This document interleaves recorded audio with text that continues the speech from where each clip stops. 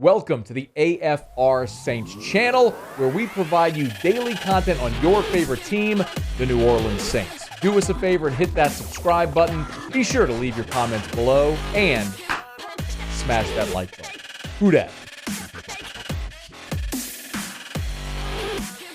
The reason why that it's exciting is because all this happened, we're still only one game out in our division.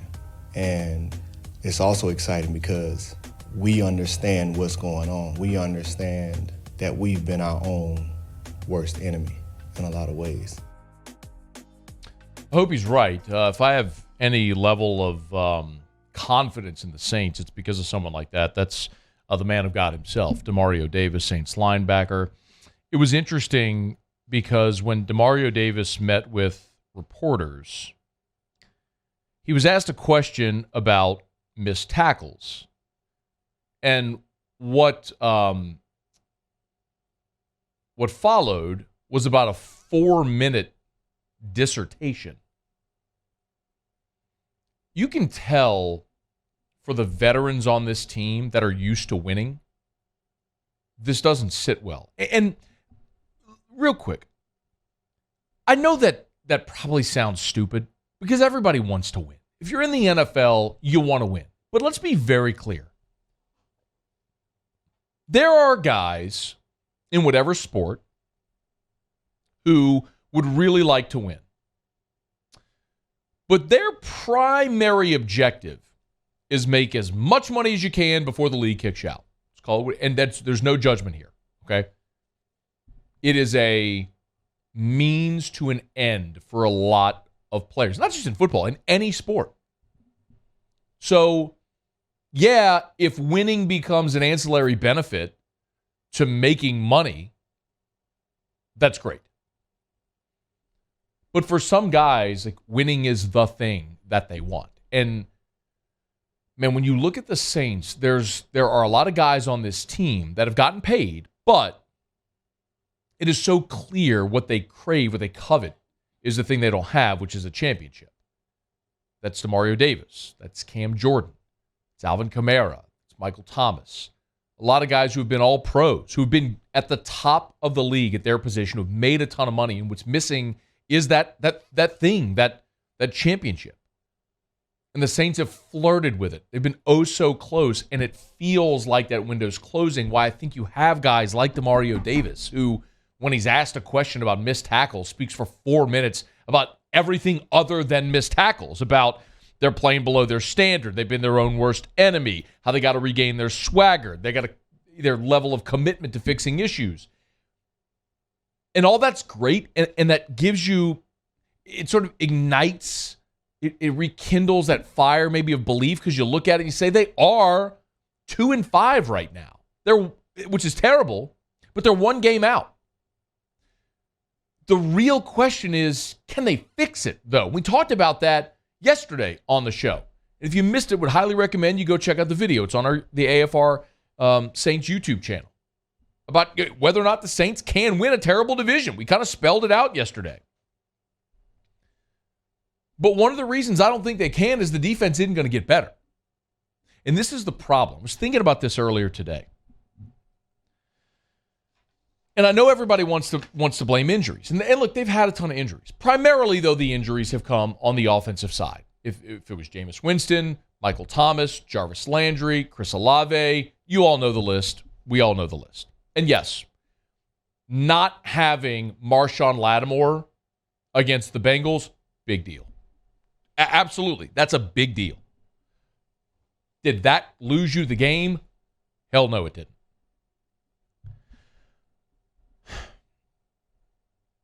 The New Orleans Saints are dead last in the NFL in turnover margin at -10. They give the ball away more than any team in the league. They commit more penalties than anybody in the league. They're an undisciplined mess.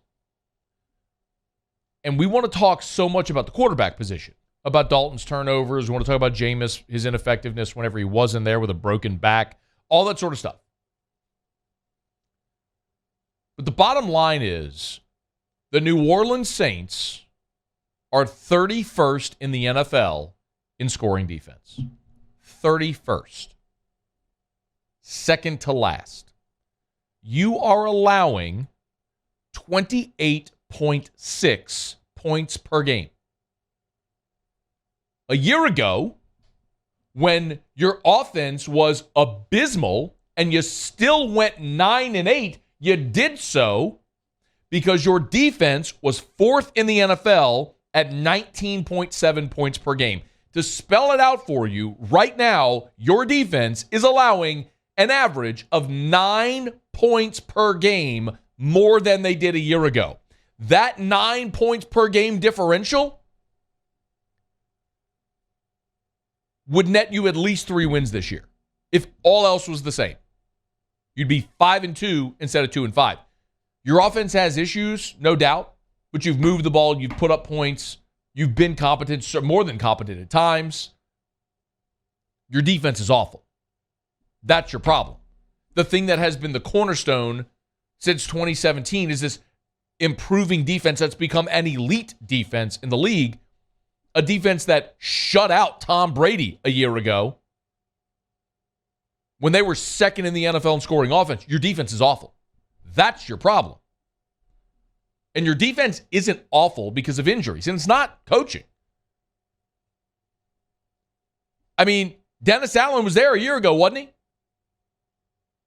Chris Richard was there a year ago, wasn't he? Ryan Nielsen was there a year ago, wasn't he? Did all of these guys forget how to coach? To instill basic defensive concepts and principles? I mean, I'm not sitting here breaking down X and O's for you guys, but there's some deductive reasoning that can take place. And what's happened with the Saints is pretty clear. I got the TV on this morning. They're talking about the Jets, and they're showing highlights of Sheldon Rankins. And I went, God, I forgot about Sheldon Rankins. Former first-round draft pick. Remember back in 2018 when Sheldon Rankins had 41 tackles and 8 sacks? When Sheldon Rankins was lined up next to David Onyemata? That looked pretty good. Sheldon Rankins plays for the Jets. Malcolm Brown, big defensive lineman. Yeah, you traded him last year. It don't look the same with Shy Tuttle and Kentravius Street. No disrespect to those guys. It just ain't the same.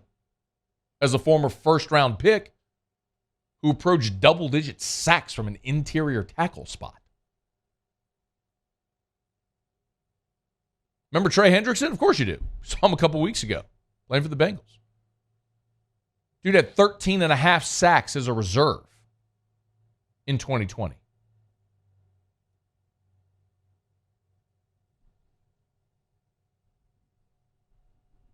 He's better than Tano Passanio and Carl Granderson or whatever Marcus Davenport might be able to give you when he's out there. Marcus Williams, one of the highest rated safeties from Pro Football Focus.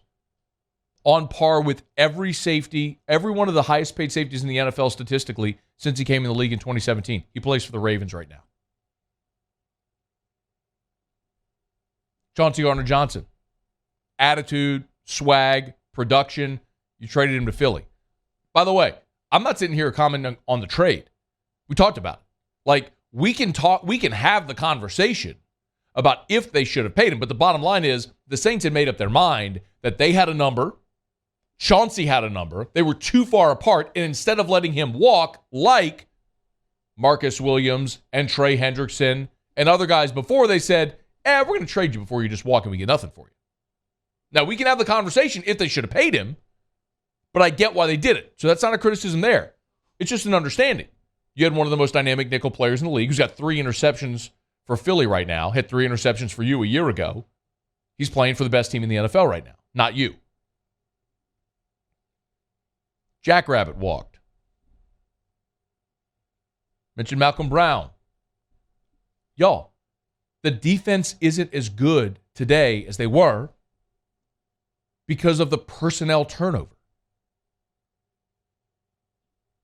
Your players aren't as good now as they were the previous 5 years. DeMario Davis is still awesome, but he's getting older. Same with Cam Jordan. Pete Werner is an upgrade over Quan. He's been healthy. He's been productive. You are not as good on the defensive front. David Onyemata is getting older. And the guys next to him are not elevating their play. Trey Hendrickson's a double-digit sack guy. You didn't pay him, and the guys you have aren't producing. You banked on Marcus Davenport. You drafted Peyton Turner. It ain't worked. You're willing to trade C.J. Gardner-Johnson. Oh, we got Bradley Roby. Play him in the nickel. He ain't as good. You think Chauncey Gardner-Johnson would have gotten Jamar Chase out of bounds on that 60-yarder? I think so. No way to prove it. Bradley Roby didn't. Maybe Paulson Adebo and Alontae Taylor will be awesome as they get healthier and get better and hit their shot. Maybe that'll elevate this defense. Maybe. But your safety combination right now with Marcus May and Tyrann Mathieu is not as good as Marcus Williams and Malcolm Jenkins. Period. That's not debatable. That is objective fact. You are not as good at safety today as you were a year ago. You're just not as good. The front office made personnel decisions, and they made a bunch of bad ones. It's not that Dennis Allen forgot how to call a defense. It's not because you got a whole bunch of injuries. It's pretty easy. You've let a lot of good players go over the last 5 years, and you're just not as good today as you have been. So how do you fix that? I don't know. Hope you have another draft like 2017. And I got news for you. You don't need a first-round pick to make that happen. Look at the first-round picks the Saints have made. And look at where they've hit later in the draft. Michael Thomas was a second-rounder. Paulson Adebo was a third-rounder. Kamara was a third-rounder. Hendrickson was a third-rounder. I don't need to go through the list. Y'all know it. Your first-rounder, Peyton Turner, Cesar Ruiz, Marcus Davenport. Yeah, Chris Olave looks awesome right now. I hope Trevor Penna comes back, becomes a stud. Wouldn't that be awesome? If he gets healthy and becomes a stud left tackle for you, that solves a big problem.